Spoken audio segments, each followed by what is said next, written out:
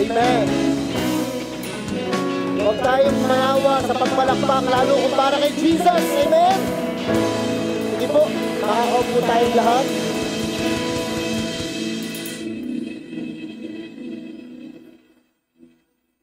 Okay na. Sabi mo nga sa katabi mo, buti na lang ikaw ang katabi ko. Alam niyo, mahalaga yan, ha? Yung makakatabi niyo sa buhay. Minsan dyan mayroong mga nagsimulang mga magagandang bagay sa nakatabi lang. Minsan sinasabi natin ng MC natin, buti na lang nandito ka. Sometimes we are taking it so light. Parang we are taking it lightly pag sinasabi po natin yung buti na lang nandito ka. Pero sana maintindihan nyo yung gravity, yung weights. Yung bigat ng ibig sabihin, buti na lang nandito ka. Alam mo bakit ho? Buti na lang hindi kayo nasa ospital. Buti na lang hindi kayo nakakulong. O buti na lang hindi ho kayo yung pinaghahanap ng batas. Buti na lang hindi kayo nasa banig ng karamdaman. Maraming bagay po na buti na lang nandito ka. Sana minsan mababaw yung sentences na buti na lang nandito tayo.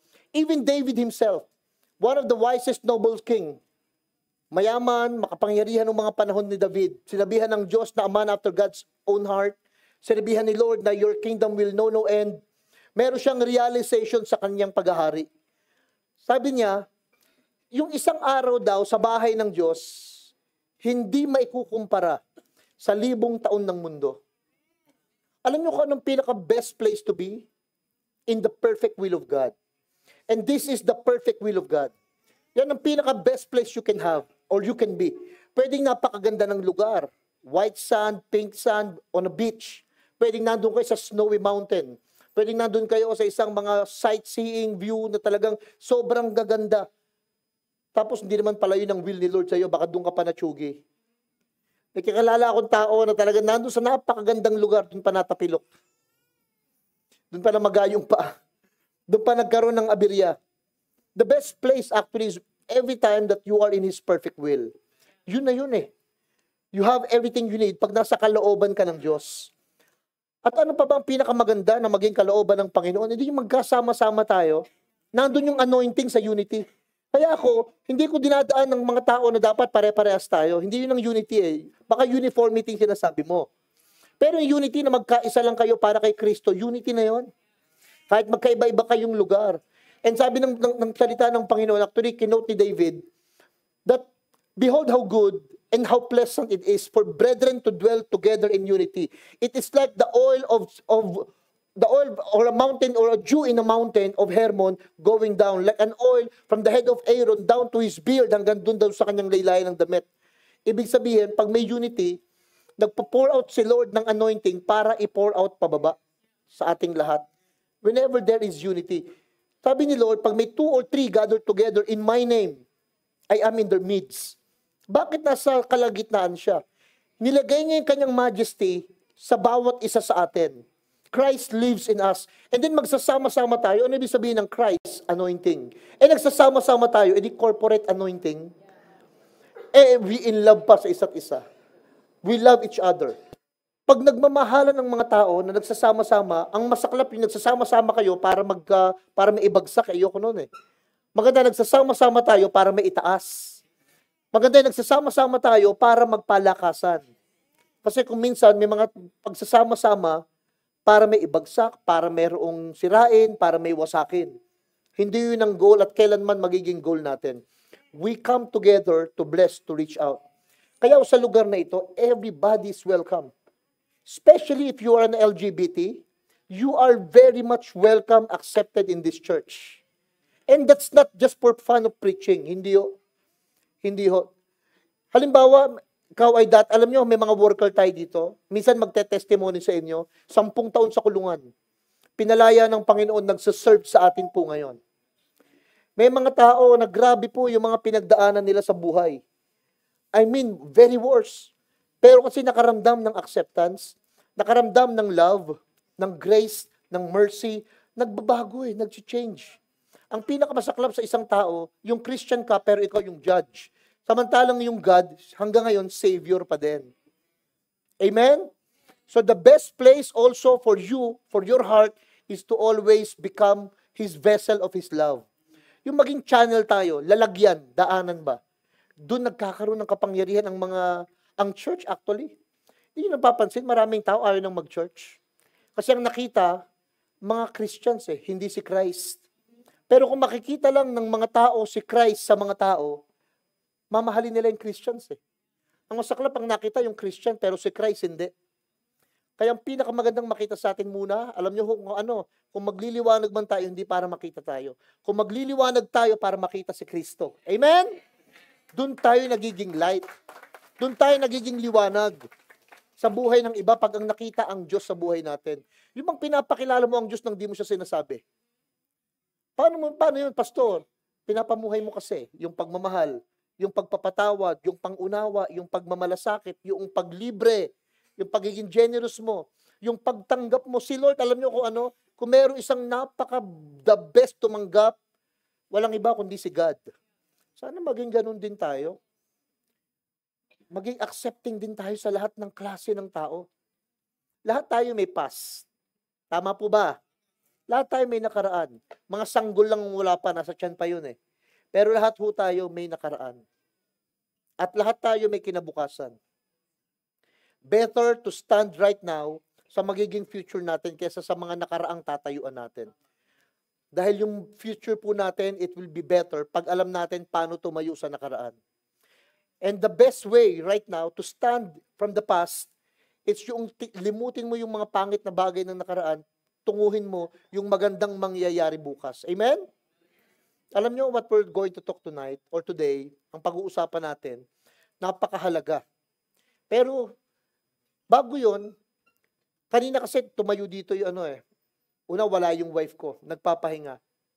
That we're gonna have a whole conference starting tomorrow hanggang Saturday po may conference kami sa Alabang New Life. Lahat ng New Life from other nations magsasama-sama sa pastors conference. Once a year po yan nangyayari. So bukas we will be there. Hanggang Sabado po. Actually, tuloy-tuloy iba hanggang Linggo yung iba. Kaya I don't want to miss anyone in appreciating the church or the pastors. May isa pa tayong pastor. Nandito kanina, kaya lang medyo masama ang pakiramdam. Habang nagpipreach niya ako, ubo ng ubo Sabi ko, bro, you have to take rest. Umuwi ka na. Huwag ka nang umati ng second service. Kasi may service din tayo sa Hapilan. Pwede ba kahit wala siya dito, i-honor natin yung isa pang pastor natin na Pinoy ito, mukha lang Australian. Nakulong siya sa katawan ng Australiano. Si Pastor Tommy. Pastor Tommy Curry. At si Pastor Tommy po, nako, dito ho tumira yan sa Hapilan. Diyan ho kumakain, diyan po natutulog. Sa Tondo, I mean. Mas pinipili niya pag nasa Australia siya. Alam mo kung sinasabi niya?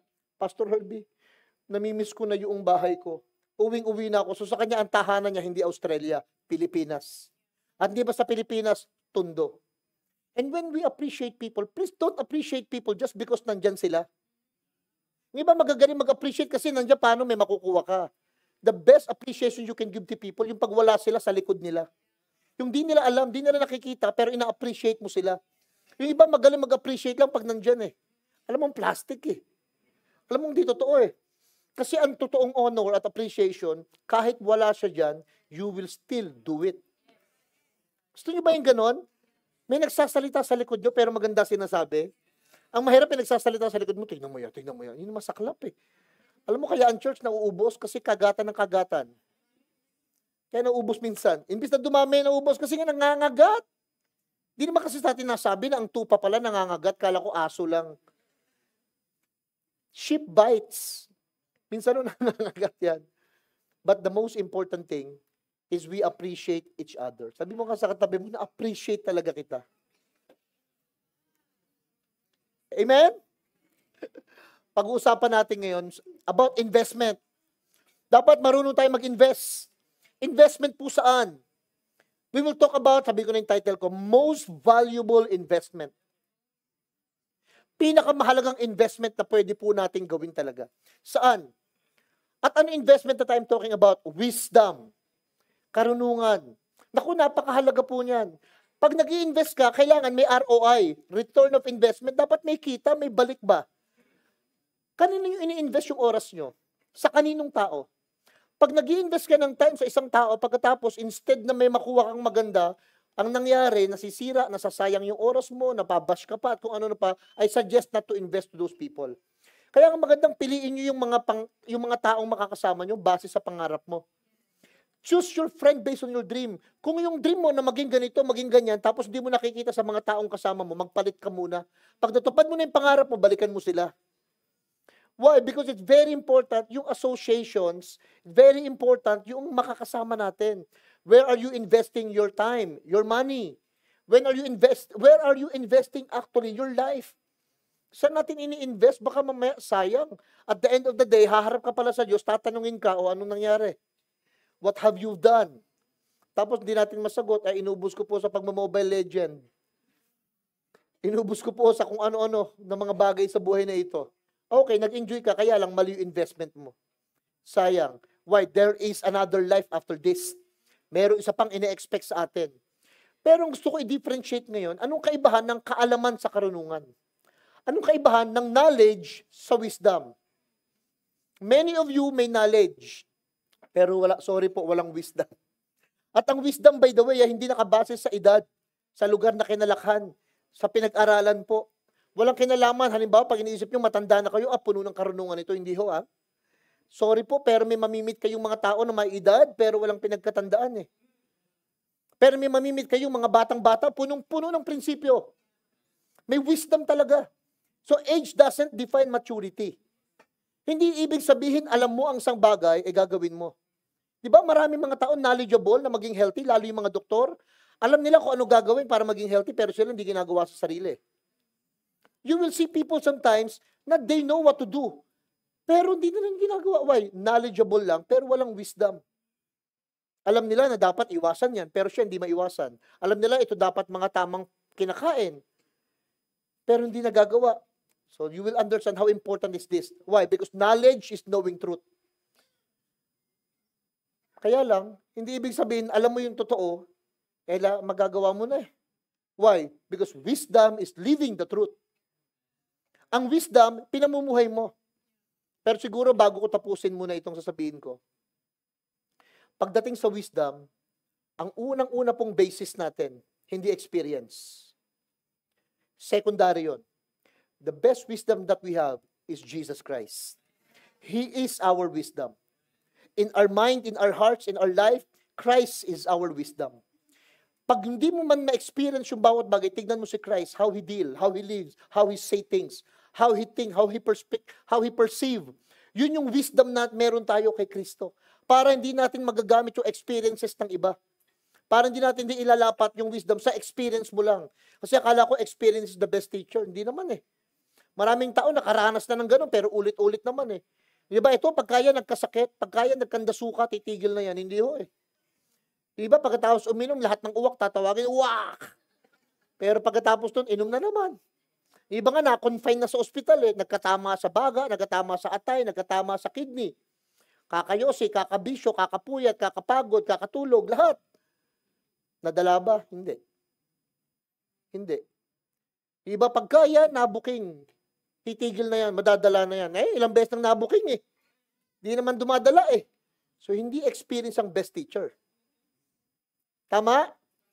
Kasi hanggat di mo nare-realize yung wisdom na i-apply mo sa isang bagay, hindi ka talaga, kaya nga Christ is our wisdom. Jesus is our wisdom. Sabihin nyo nga po, Jesus is my wisdom.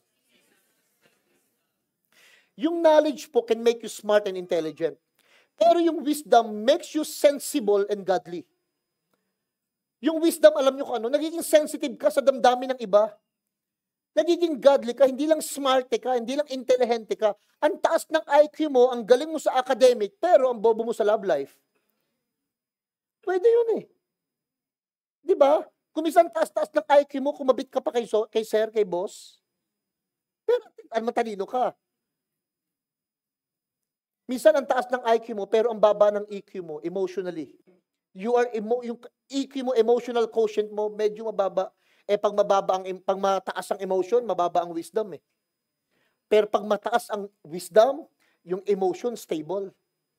Hindi ka pikon, hindi ka emosyonal, hindi ka basta-basta decide basta-basta. Kasi mataas yung wisdom. You can have knowledge without wisdom. Pero you cannot have wisdom without knowledge. Pag marunong ka sa isang bagay, magkakaroon ka ng kaalaman. Pero pag alam mo lang isang bagay, hindi ibig sabihin marunong ka eh. Anak ko, ang dami po sa inyo magko-quote ng mga verses. They know the Bible.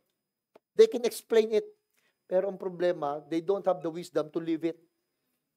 Pero ang daming alam ha. Magaling mag-quote ha. Alam niya history, alam niya yung hermeneutics, alam niya lahat ng apologetics, alam niya lahat ng mga theological term ng bawat bagay. Pero hindi niya ma-win yung kanyang pamilya. Hindi niya ma-win yung ibang mga tao. Mas marami ang kaaway kaysa sa mga kaibigan. Pero knowledgeable. Pero maraming alam. Dito nagra-rise up yung wisdom. Alam niyo kung ano ang knowledge? Knowing what to say. Pero ang wisdom, knowing when to say it. Kahit po alam niyo yung bagay na sasabihin niyo kahit tama, pero pagka wrong timing mong sasabihin, walang wisdom eh. Diba? Tama naman sinasabi, totoo naman. Kaya lang wrong timing. Hindi mo dapat sinabi sa harap ng maraming tao. Hindi mo dapat sinabi sa mga maling tao. Dapat sa mga specific lang. So ang wisdom, you know when to say it. You know who's to say it. Kailan? Kanino? Whom you are going to say it. Kanino mo sasabihin? Dapat importante yan eh. Hindi dahil nalaman nyo, pinagkakalat nyo eh. Hindi dahil narinig mo, sasabihin nyo eh. Ang wisdom, alam niya kung kailan. Alam niyo po, ang wisdom, sobrang bait ni Lord, ikakalat niya sa buong creations na matututo ka. Si Solomon, alam mo kung ano payo niya? Sabi niya, hoy, ikaw na tamad. Alam mo, saan ka pupunta? Sa langgam. Nasa book of Proverbs, go to the ant and ask and get wisdom. Hindi mo sino malaki, ikaw yung langgam. Tinatanong ko po kayo, sino malaki? Kayo o yung langgam? Para may sumagot yung langgam. Nako!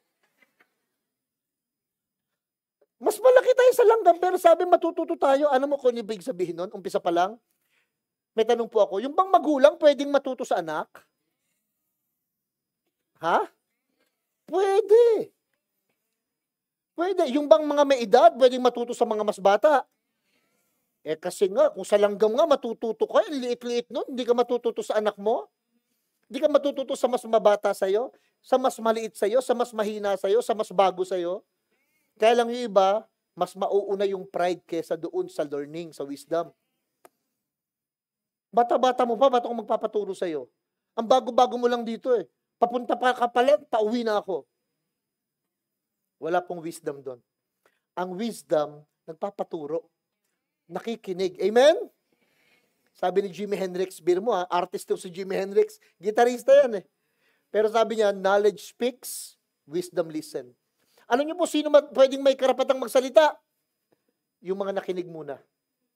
Sa mga hindi po nakikinig, sabay-sabay tayo, sabi mo sa katabi mo, shut up.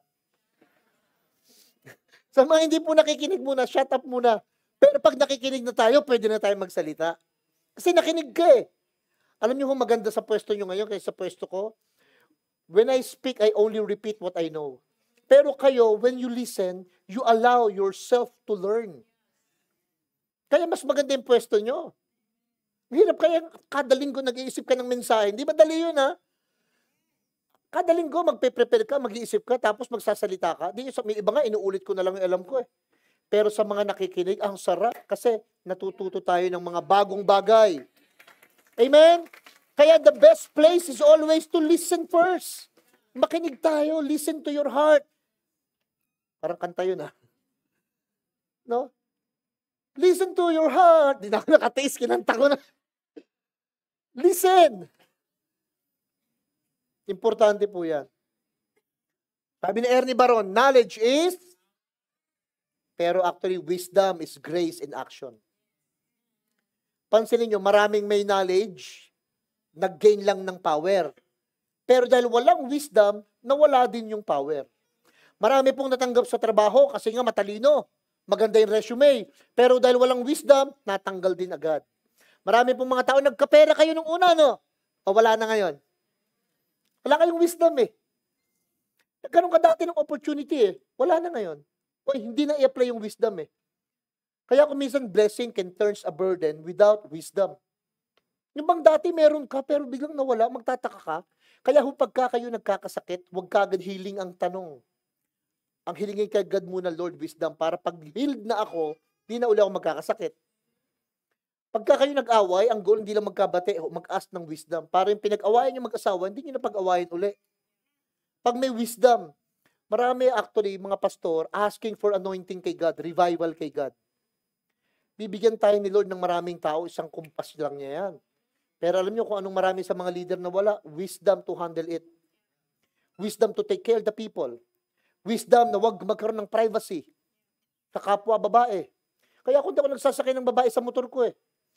At ng babae sa kotse eh. Why? Wisdom yun eh. Wisdom yun para ma-protect yung sarili eh. May isang pastor, ay naku, ayaw namin na may mga armor bearer, ayaw namin na may mga assistant na ganyan, para namang special. O yun, karamihan mga walang armor bearer, mga nagpo-fall yan eh. Kasi nga, walang nagbabantay. Kaya kung saan pumupunta. Wisdom yun to take care of ourselves. Wisdom yun to take care of our money. Hindi ibig sabihin marami kang pera, lalago ah. Tapos kamay ng mga nagkapera dati. Wala na ngayon. Kasi nga, walang wisdom. Naubos. Naubos. O, umpisahan na natin. Invest to get wisdom. Kung mag-i-invest tayo, dapat makakuha ng karunungan. Alam niyo ba si Solomon, ba't matalino? Dati akala ko, si Solomon, nung mag-pray siya kay God, binigyan siya ng katalinuhan. Kinausap siya ni Lord eh, Mon, what do you want? Alam mo sagot ni Solomon? Lord, how can I judge this great people of yours? How can I be a leader of this great nation, mighty of yours? Sabi niya, give me wisdom. Sagot ni God, grabe ka, Solomon ah. Yung iba ang hihilingin, mamatay lahat ng kalaban. Yung iba ang hihilingin, magkaroon ng kayamanan. Ikaw ang hiniling mo, karunungan para ma-judge mo, ma-deal mo yung leadership mo sa nations. Sabi ni God, dahil hindi mo hiniling yung kamatayan ng kalaban mo or kayamanan ng mundong ito, pati yun magkakaroon ka dahil sa wisdom na meron ka. Pag nawalan po kayo ng pera, hingin nyo kay God karunungan, magkakapera ka uli. Pag natanggal kayo sa work, ang hilingin mo kay God karunungan, makakatanggap ka uli ng panibagong trabaho, kliyente o suki o sa negosyo. Ang i-ask natin kay Lord, wisdom, alam mo lagi kong prayer ngayon, yung prayer ni Moses. Nung magdasal si Moses, sabi niya, Lord, Psalms 90 verse 12, teach me to number my days so that I may present to you a heart of wisdom. Araw-araw daw, hinihiling niya sa Panginoon, Lord, tulungan mo ako, bigyan mo ako na makwenta ko, matansya ko, makita ko yung araw-araw na mangyayari, yung Lunes, anong nangyari, para pagdating ng Martes, matututo ako. Pagkatapos ng Martes, ano yung mangyayari, para pagdating ng Miyerkules, may na-learn ako. Hanggang sa na-numbers niya, natatansya niya, nakukwenta niya what is happening every day, na-present niya yung pusong may karunungan. Nabuhay tuloy ng 120 years na hindi nanlabo ang mata. Wisdom yun eh. Wisdom, di ibig sabihin, hindi ka na magkakamali. Alam niyo kung ano maganda sa wisdom? Si Solomon na sumulat nito ng Proverbs. Sabi niya, makikinig sa knowledge ng tatay niyang si David, pero i-a-apply niya yung wisdom ng nanay niyang si Bathsheba. Kaya mamaya i-address niya yan yung wisdom na her o her, yung wisdom na yan sa babae. Kasi that came from Bathsheba. Kaya minsan, alam nyo, hindi lang sa lalaki kayo makaka-encounter ng wisdom. Ha? Minsan nyo, sa babae. O kadalasan nga, sa babae. Kaya minsan, magandang may mga mentor kayong babae. Uy, marami silang wisdom. At kayo naman mga babae, pag may wisdom na, huwag magtataas. Pag may mga babae po nandito, pwede po ba, huwag nyo sisigaw-sigawan yung mga asawa nyong lalaki. Pag nasa inuman sila, huwag nyo sinusundo. Makipag-inuman ka na lang kasama niya. Kesa sinusundo mo. Punta ka na rito. Ingay-ingay yung lalaki, napapahiya, na ano, pero huwag niyo po sinisigaw-sigawan sila. Ayaw ng lalaki nun eh. Pag may babae na may trabaho dito, mas kayo ang may trabaho, huwag niyong pinagmamalakihan yung mga asawa niyong lalaki. Mas malaki sweldo ko, ikaw, wala. Hindi ho tama yung mawawalan ka ng trabaho pagka ganun. Pero kung gusto mong ma-bless, you honor the man in your life. I-honor niyo yung mga lalaki sa buhay ninyo. Ay, yung mga lalaki ayaw pumalakpak. Dapat kayo pumapalakpak. I-honor niyo sila. Huwag niyo silang dapat ang mga lalaki tigasin. Tigasaing. Proverbs chapter 4 verse 1 to 9. Look at this. Sa kawikan po. Hear, O children, the instructions of a father. Pay attention and be willing to learn. Sabi ni Solomon, anak, kinakausap niya yung kanyang mga anak, anak, pakinggan mo to. Payo ng tatay. So that you may gain understanding and intelligent discernment. Naku, explain ko mamaya yan. Next verse, tuloy-tuloy lang tayo. Bibigyan kita ng doctrine maganda. Ano yun? Unang-una, don't turn away from my instructions. Ang unang pinakamagandang doktrina, alam nyo kung ano? Huwag kayong umiwas sa instruction. Yun lang, okay na. Kahit may 10 doktrina, basta una, huwag kang lilihis sa instruction sa'yo ng tatay mo. Next verse. When I was son with my father David, tender and the only son in the sight of my mother Bathsheba, 4. He taught me and said to me, sabi ni tatay, let your heart hold fast my words. Anak, lagay mo to sa puso mo. Keep my commandments and live. Get skillful and godly wisdom. So minsan pala may wisdom pero hindi godly. Acquire understanding, ano ibig sabihin? Actively, dapat hinahanap mo spiritual discernment, mature comprehension, tsaka logical interpretations. Do not forget to turn away from the words of my mouth. Do not turn away from her, the wisdom. She will guard and protect you. Love her and she will watch over you. Alam niyo ba't maraming tao nag-fall? Maraming tao nalugi, nasaktan, iba kinamatay pa. Walang wisdom na nag-protect sa kanya. Sa relasyon nilang mag-asawa, sa kanyang kalusugan, sa kanyang kayamanang pera, sa kanyang pang-araw-araw na ginagawa, walang wisdom. Kaya tuloy, ayun, napahamak. Napahamak. The beginning of wisdom is this. Get skillful and godly wisdom, preeminent yan. And with all your acquiring, sa lahat ng kukunin mo, get understanding. Alam niyo, may narealize ako. Understanding is more powerful than love. Dati akala ko love na is the most powerful. Pansinin niyo kahit love na love mo yung person na yan, pag hindi niya na-understand how much mo siya kamahal, frustrated siya. Ikaw man to, sinasabi mo, ano ba? Mahal na mahal kita. Hindi niya nga naiintindihan na yun yung way ng pagmamahal mo Pansin niyo, maraming naghiwalay, hindi dahil hindi na nila mahal ang isa't isa. Alam niyo kung ano narinig ko sa mga libo-libo ko nang na-counselan? Pastor, hindi ko na siya maintindihan. O kaya na kayo nag-break. Kaya na kayo naghiwalay. Because hindi mo na maintindihan yung partner mo. Love na love ka ni God, di ba? Pero pag hindi mo naintindihan yung love niya sa'yo, hindi mo rin magagamit yon. Love na love mo si God, pero pagka wala kang understanding, halimbawa, yung crucifixion, pag wala kang understanding, idolatry yun. Yung worship, without understanding of the blood, genre yan ng another gospel song. Yung prayer, without understanding the power and whom we pray to, ano yan? Just talking. Discussing lang kay Lord. Kaya importante, understanding. Alam niyo, ang dasal niyo, Lord, ipaintindi mo nga sa akin, ba't nangyayari sa buhay ko to? Ipa-understand mo nga sa akin, ba't ako natanggal sa work? Ba't hindi ako makaipon? Bakit pabalik-balik itong sakit na ito? Ipa-understand mo sa akin. Minsan kasi hiling tayo ng hiling, pero hindi tayo nag-aas ng understanding. Ba't kayo palagi nag-aaway sa area na yon? Bakit pagka natouch yung push button na yon, hindi natin namamalayan, dun ka nag-freak up. Ipa-understand mo yun kay Lord. Kaya ang sabi niya, in all you're getting, bago pera, money, at kung ano-ano man, understanding muna. Para pag naintindihan mo na, sasabihin mo, alam mo, dati nagagalit ako sa'yo, damuhong ka. Pero ngayon, naiintindihan na kita. Kami mag-asawa, dati lagi kami nag-aaway sa mall. Alam niyo bakit? Hindi ko matandaan saan ako nag-parking. Yung asawa ko, sasabihin niya, pumunta ka dito sa magkita tayo. Ako naman, sige, punta na ako dyan. 10 minutes na, naiinis na. Nasaan ka na ba? Hindi ko kasi alam kung saan ako pupunta May problema ako sa navigations. Nag-scuba diving po ako sa ilalim ng dagat. Bago ko nakuha yung certification code, it took me 2 years para maipasa ko yung navigation. Ang gagawin kasi sa scuba diving, di sasabihin sa'yo, dito ka, ha? Tapos sasabihin niya, may bangka. Tapos, gagawa ka 30 na cliff. 30 pa square. 30 ganon. Tapos, kailangan pag bumalik ka, nandun ka uli.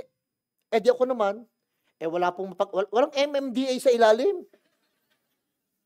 Di langoy ako.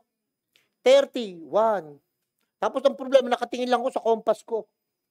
Narilos. Yung compass, hindi ko naman talaga pala naiintindihan yon. Kala ko pag alam mo yung north, east, southwest, alam mo na. Yung pala, pag nandyan ka, saan ang north, saan ang south, di mo na rin alam. So ako naman padyak lang ng padyak. Nung pa-square na ako, pagbalik ko, hinahanap ko siya. So na yung kasama ko.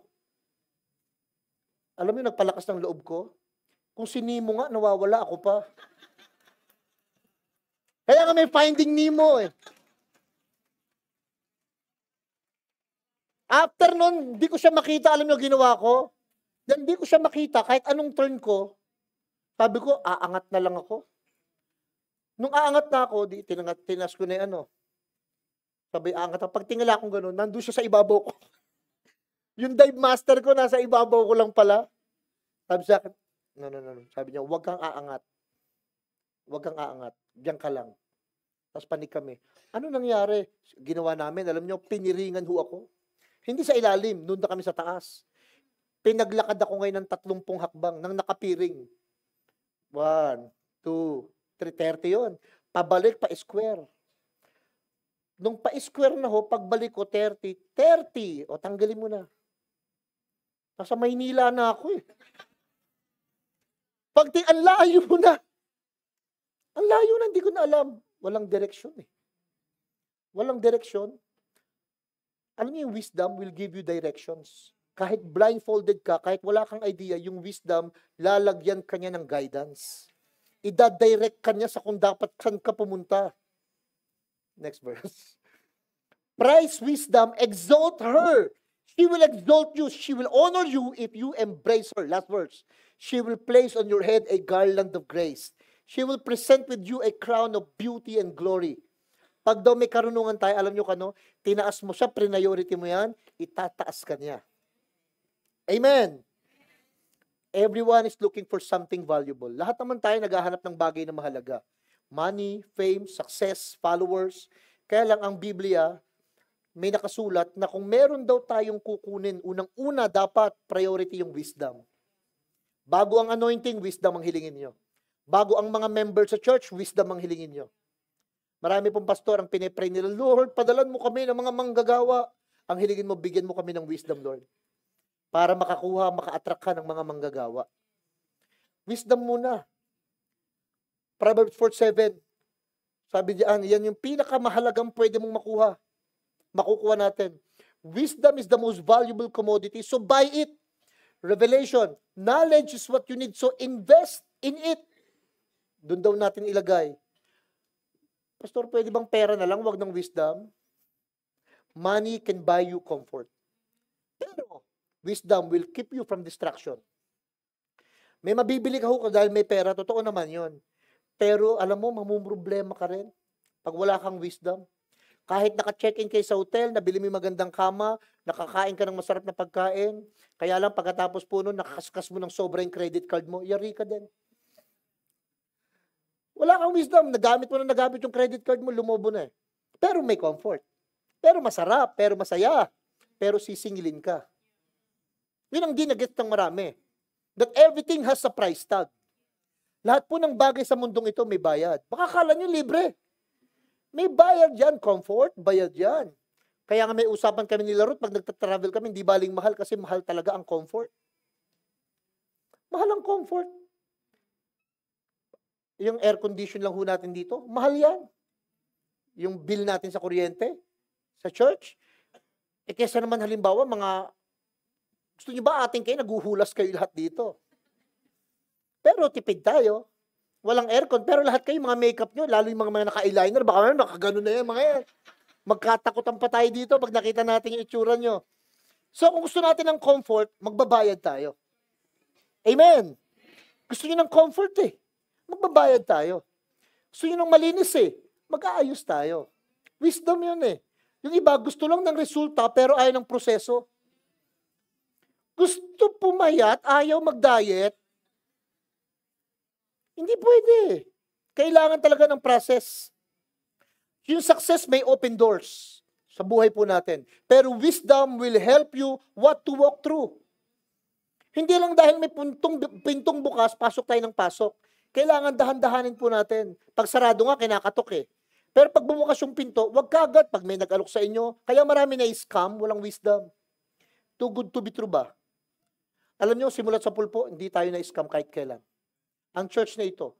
Pero napakarami na pong mga lumapit na mga mag-o-offer na dapat ganito, dapat ganyan, tungkol sa crypto, tungkol sa lahat na yata, nilapit na dito eh. Pero wala akong kinagat kahit isa. Kaya hindi namin na-scam. Why? Wisdom. Hindi, pastor, gusto namin i-bless ang church. Hindi akin na yung pera. Bigyan namin sa mga tao. Ba't may membership? Ba't may ganito? Ba't may ganyan? If you want to bless the pastor, the church, then give the blessing straightforward. Hindi, kailangan muna, pastor, may membership tayo. Pastor, open-minded ka ba? Hindi, close ako, minded ako sa ganyan. Close-minded ako. Pero open heart ako. Pero pagdating kaya, wisdom, kailangan maging maingat tayo. Huwag kayong pirma ng ano. Pag may nag-chat sa inyo, marami pong mag-chat sa Viber nyo, WhatsApp nyo, Messenger nyo, nagpapakilala. Ha? Ikaw naman, gusto bang kumita? Wala kang gagawin. You know, in 3 hours, may 1,000 ka. Gagawin mo lang ano, lalabas mo lang dila mo sa bilyaran.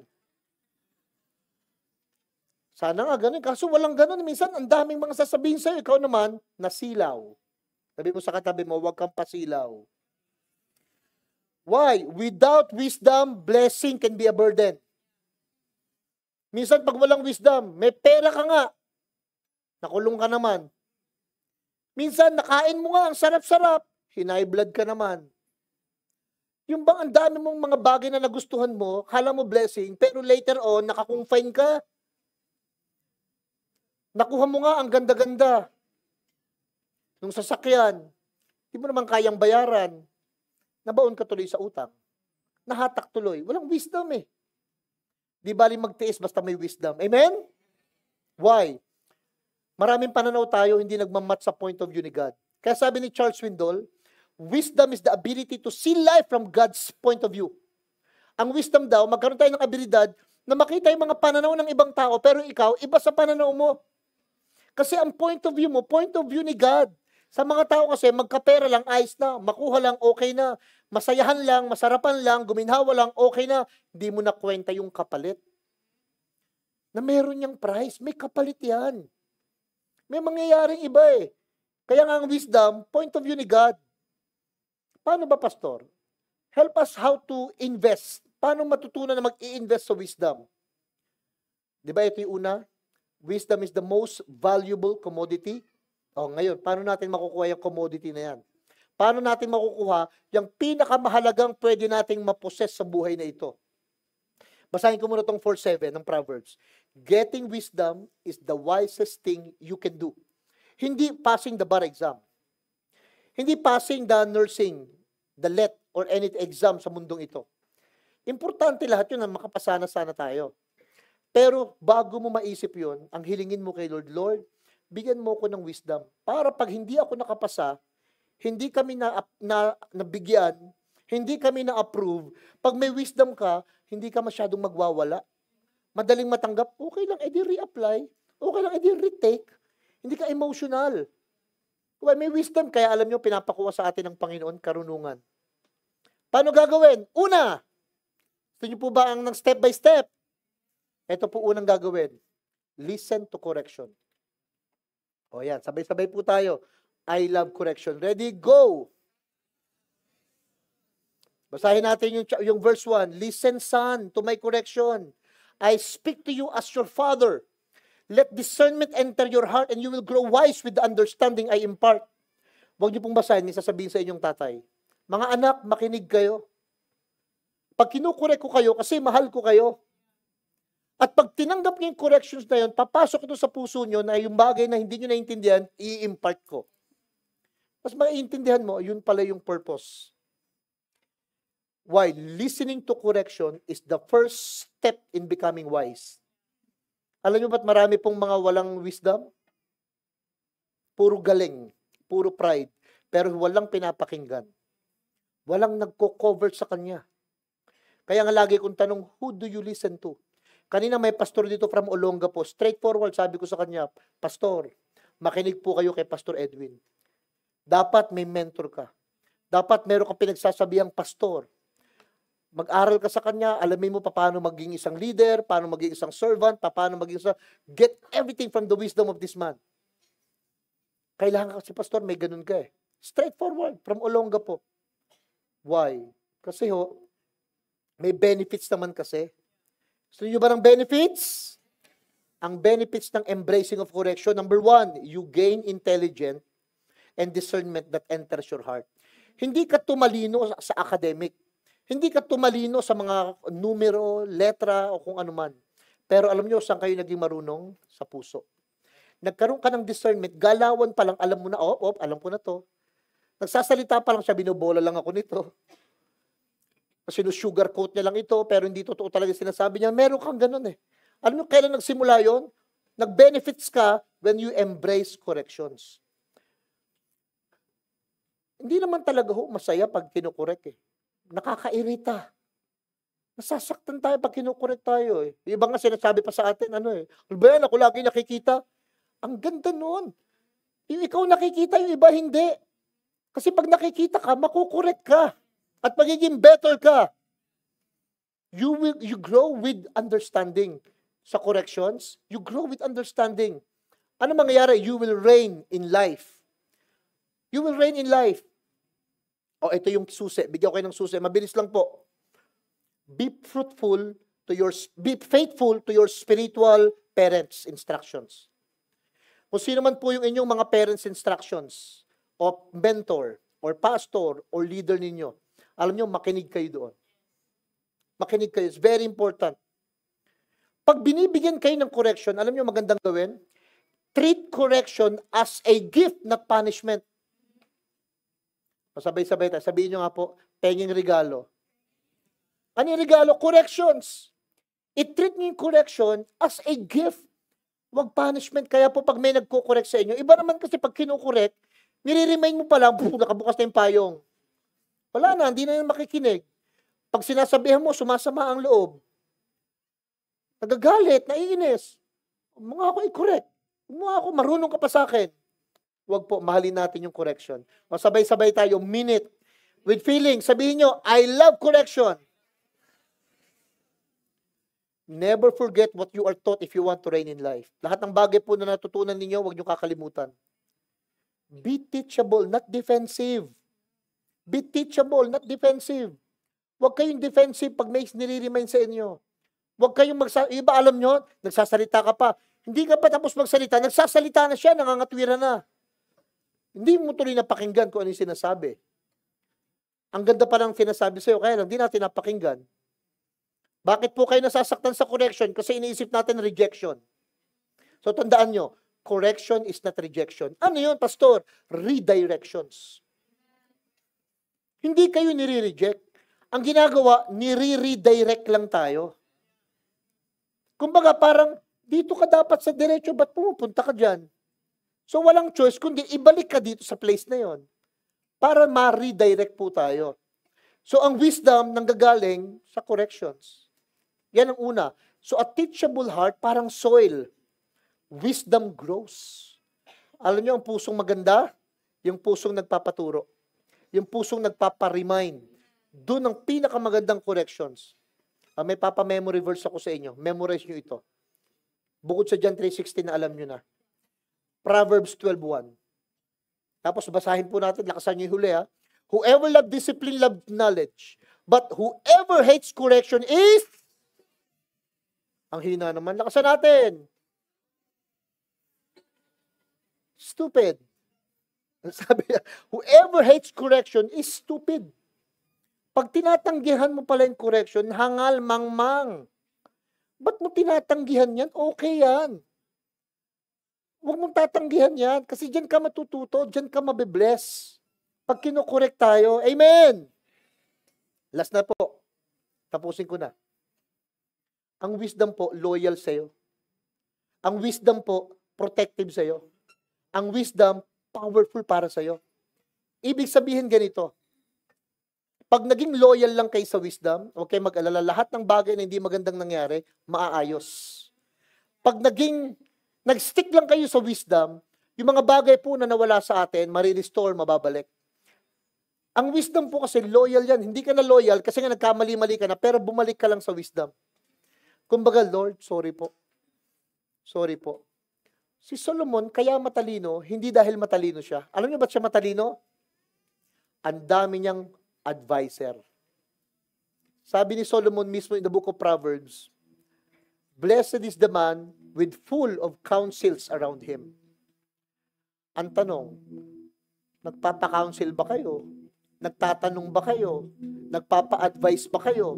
Eh wala eh. Decide tayo ng decide. Gawa tayo ng gawa na we never even ask for anyone. Magtanong ka sa kanya. Magtanong ka rin dito. Magtanong ka rin dito sa mga taong ito. And then of course, you pray to God, you ask for wisdom. If anyone lack of wisdom, ask God and He will not a respecter of person.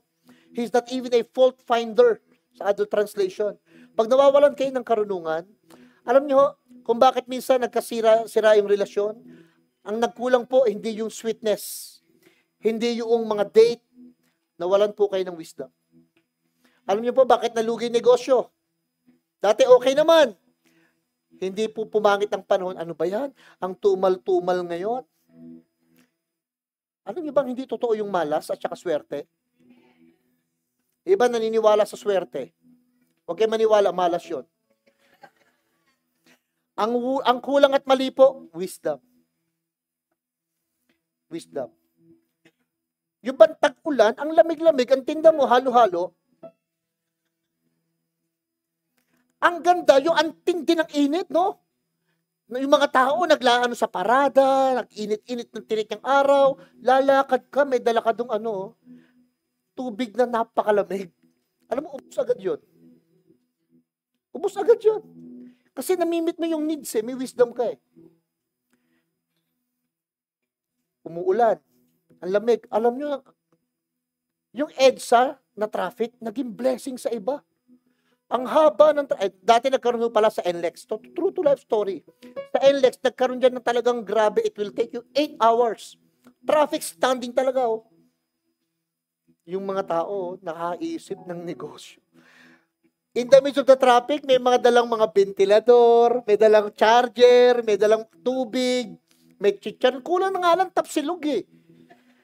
Parang pwede na magtayo ng karindira sa gitna ng LX sa tinda ng traffic. Wisdom yun eh.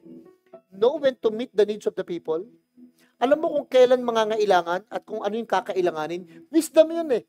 Dapat yung mga asawa nyo, inaalam nyo kung anong pangangailangan nila. Wisdom yun eh. Kasi lagi nila sinasabi sa yung kailangan niya. Ang wisdom, ina-anticipate mo na, hindi niya pa sinasabi sa yung needs. Wisdom yun. May mga tao, alam mo, sinasabi sa iyo, pa, ang sakit ng likod ko, no? Ay, ganun ba? Parehas tayo. Ang wisdom dun, masahihin mo na. Ngayon, hindi ka marunong magmasahe. Dukot agad sa wallet. O, pamasahe ka ito 1,000. Bakit yung likod dun pa? Okay na ako, ah. Wisdom yun eh. Yung sensitive ka, wisdom yun. You are sensible and godly. Alam nyo kung anong wisdom? You are usable. Nagiging kagamit-gamit ka. Pagka may wisdom ka, ang sensitive mo. Yung iba, alam nyo kung ano? Parang ako. May wisdom ako, iba sa inyo. Ganto na ng ganto. Ang oras na, oh. Ang wisdom doon, tapusin ko na, di ba? Iba sa inyo, kulang na lang. Anong oras na? Uwi na ako. Baka iba sa inyo, pag nakikinig dito, crispy pata na sa isip. Munggo, nilaga, sinigang. Pero ang wisdom, minsan lang naman mangyari ito eh. Yung mga moment na ganito. Ang wisdom is you know that what you need to know in this life. Kaya huwag kayong mawala ng pag-asa sa buhay. Alam nyo bakit? Magkakaroon po kayo ng magagandang bagay. Pag may wisdom. O ito, hihilingin natin kay Lord ngayon. Panginoon, yung pong asawa ko. Panginoon, yung anak ko. Pero bukod po sa kanila, ako muna. Sabihin nyo nga, ako muna. Hiling tayo ng wisdom kay Lord. Hingi tayo ng karunungan sa Kanya. Sa mga nagkasakit po, gagaling kayo. Pero humiling kayo kay Lord, bigyan kayo ng karunungan para wag ka na magkasakit ulit. Sa mga may negosyo ngayon, huwag niyong hilingin kay Lord na, Lord, i-prosper mo yung negosyo. Sasabihin sa'yo ni Lord, anak, gawin mo to, gawin mo yan. Humingi ka ng wisdom, ipaprosper ni Lord yan. Amen? Masyado po kayong nahilig sa mga spiritual. Masyado tayo nahilig sa mga parang magic wand. By faith, magkakaroon. Ang prayer po, parang ganito. Tingin po kayo kay Pastor. Tapusin ko na po yung introduction. Ang life natin, itong kabilang paa, ito po yung ating prayer. Prayer. Itong kabilang paa, ito dapat yung ating walking, applying. Kumbaga, ito yung wisdom natin, ito yung knowledge natin. Hindi po pwede, sa buhay na ito, puro knowledge lang. Ang lakad mo nung ganun. Kailangan may knowledge ka, may wisdom ka. Para ang lakad mo, knowledge, wisdom, knowledge, wisdom, knowledge. Hindi po pwedeng puro prayer. Puro prayer lang. Hindi pwedeng gano'n. Kailangan prayer application. Pinagpe-pray mo and then i-apply mo. May knowledge ka and may wisdom ka. Para yung walk mo in life may direction. Amen? Tayo tayong lahat.